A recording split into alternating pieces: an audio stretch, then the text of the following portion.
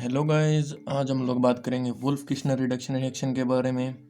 इसके अंदर रिएक्टेंट कौन कौन से होते हैं, केमिकल कौन कौन से यूज़ होते हैं, प्रोडक्ट्स क्या होते हैं, रिएक्शन कैसे फॉलो होती है, इसका मैकेनिज़म्स क्या होते हैं। तो चलिए हम लोग इसे डिटेल में पढ़ना स्टार्ट करते हैं। इसके अंदर ये जो रिएक्टेंट्स होते हैं, दरअसल ये रिएक्शन होती है कार्बोनिल कंपाउंड्स की।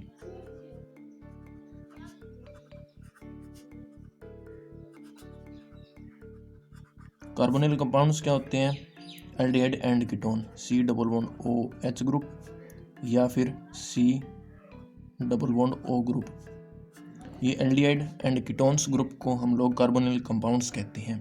वुल्फ किश्नर रिडक्शन से हमें क्लियर हो रहा है कि ये इनकी रिडक्शन होगी। इसके अंदर जो केमिकल्स यूज होते हैं वो होते हैं हाइड्राजीन,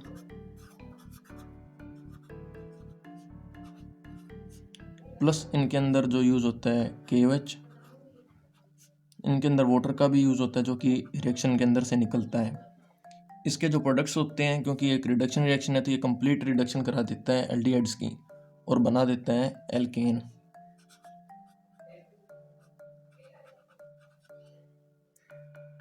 ये रिएक्शन कैसे प्रोसीड होती है? तो रिएक्शन के अंदर होता है जैसे कि C double bond OH group, aldehyde भी हो सकता है, कीटोन भी हो सकता है। हम यहाँ पर एसिटाल्डिहाइड ले लेते हैं। इसकी रिएक्शन के अंदर हाइड्रोजन का यूज होता है। हाइड्रोजन क्या होता है? NH2। ये NH2 के इसके साथ साथ यहाँ पर वाटर बार निकल जाता है। फिर यहाँ पर बनता है हाइड्राजोन।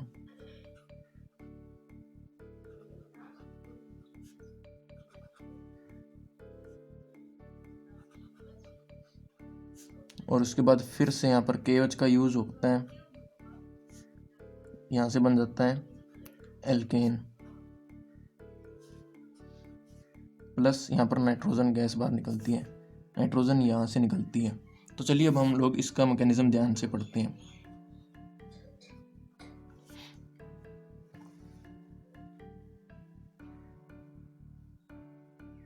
मैकेनिज्म स्टार्ट होता है किसी भी एक कार्बोनिल कंपाउंड से। कार्बोनिल कंपाउंड्स क्या होता है? C डबल बॉन्ड O, इसके साथ यहाँ पर R भी हो सकता है, H भी हो सकता है, एल्डिहाइड भी हो सकता है, कीटोन भी हो सकता है। इसके साथ यूज में आता है NH2, यहाँ पर NH2। इस रिएक्शन के अंदर क्या होता है कि यहाँ से ये वाटर बार निकल जाता है। वाटर बार निकलता है, पीछे क्या बन जाता है? RC double bond N R NH2। यहाँ पर इस नाइट्रोजन के बॉन्ड्स कंप्लीट है, इस नाइट्रोजन के भी बॉन्ड्स कंप्लीट है, 2 और 1 3। ये वाला जो कंपाउंड बनता है ये हाइड्राजोन होता है। इसके बाद क्या होता है? इसके अंदर KOH का यूज होता है।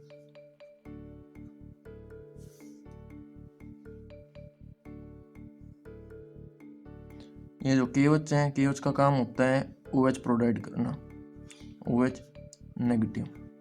ये OH जो नेगेटिव होता है ये एक एसिडिक हाइड्रोजन को बाहर निकालता है।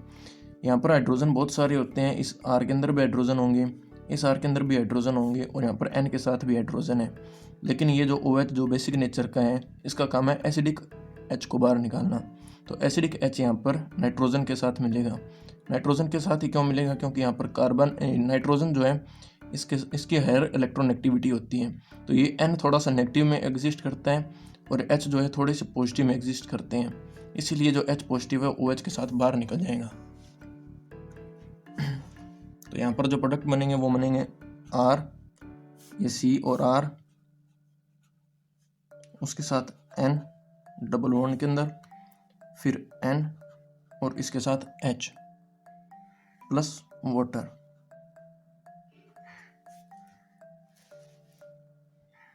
क्योंकि यहाँ से H पॉजिटिव बाहर निकलेगा तो यहाँ पर N नेगेटिव छोड़ देगा। ये हमारा हो गया फर्स्ट स्टेप। यहाँ पर हमारा सेकंड स्टेप क्या होता है? ये हमारा फर्स्ट स्टेप, यहाँ पर ये सेकंड स्टेप। इसके अंदर क्या होता है? R C R double bond N N negative H। जैसे कि मैंने पहले बताया कि यहाँ पर हाइड्रोजन जो है थोड़ा सा पॉजिटिव कैरेक्टर में एग्जिस्ट करता है, तो यहाँ पर H पॉजिटिव फिर से रिएक्ट करेगा।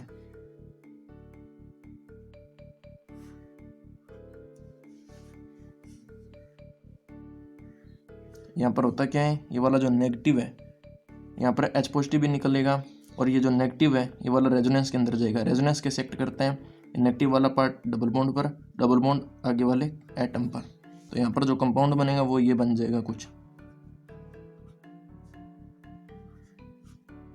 N डबल बॉन्ड N, और इसके साथ यहाँ पर H। उसके बाद यहाँ से जो ये वाटर निकला है, ये वाला वाटर आएगा यहाँ पर, ये H2O जो होता है वो H और OH में एग्जिस्ट करता है। ये वाला जो H है यहाँ पर जाएगा R C, इसके साथ H, इसके साथ R, N double bond N H, यहाँ पर ये वाला कंपाउंड बन जाएगा। इसके बाद क्या होगा कि यहाँ पर ये वाला जो हाइड्रोजन है ये वाला फिर से बाहर निकलेगा इस OH को न्यूट्रलाइज करने के लिए।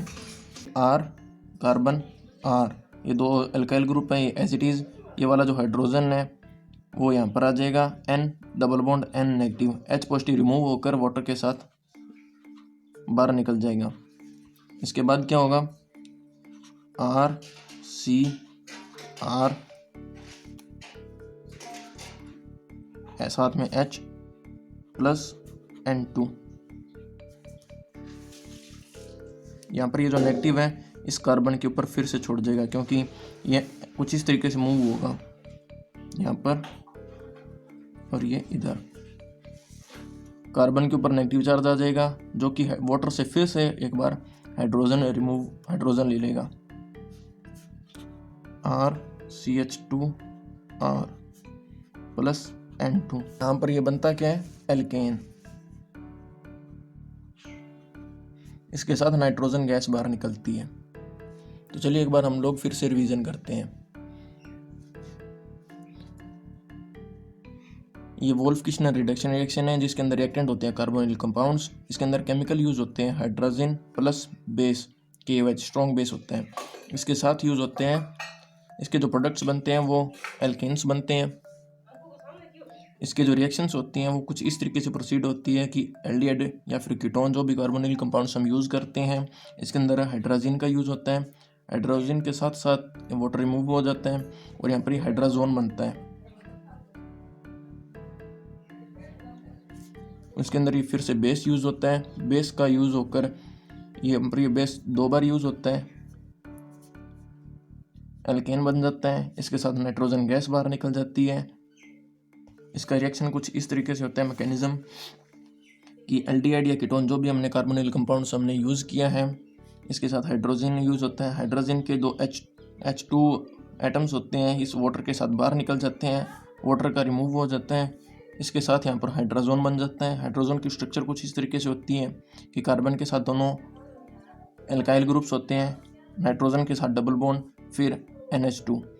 यहाँ पर दोनों नाइट्रोजन की वैलेंसी कंप्लीट होती है। खास बात एक और है कि यहाँ पर दोनों के लोन पेयर इंडिपेंडेंट होते हैं, कोई भी यूज़ नहीं होता है इनका। इसके बाद KOH का यूज़ होता है। KOH का काम होता है यहाँ पर OH प्रोवाइड करना।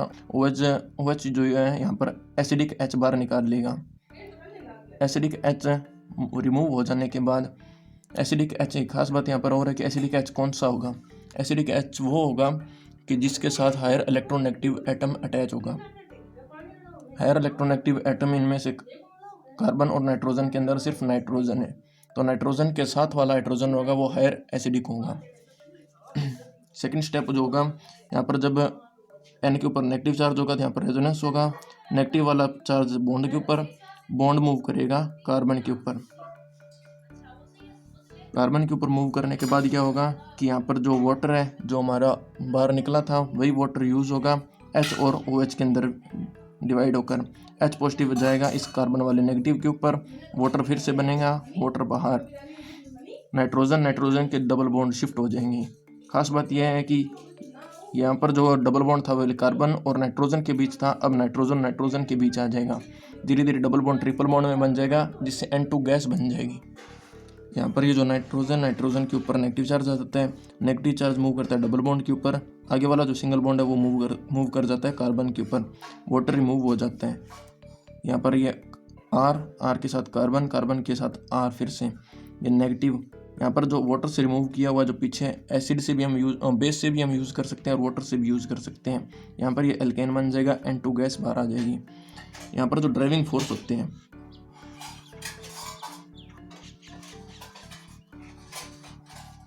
वो होती है यहाँ पर एंट्रोपी। जैसे कि हमने देखा था यहाँ पर स्टार्टिंग में था एल्डिहाइड और उसके साथ था हाइड्रोजन, लेकिन यहाँ पर जो क्या है N2 गैस रिमूव हो रही है। N2 गैस रिमूव हो जाने से क्या होता है, एंट्रोपी बढ़ती है किसी भी चीज़ की, किसी भी रिएक्शन की, और हमें पता है कि रिएक्शन उस डायरेक्शन मूव करती है जहाँ पर एंट्रोपी बढ़ रही हो। तो चलिए गाइज, आई होप आपको ये रिएक्शन बहुत बढ़िया लगी होगी। एक बार आप इसका स्क्रीनशॉट ले सकते हैं। Okay, thanks.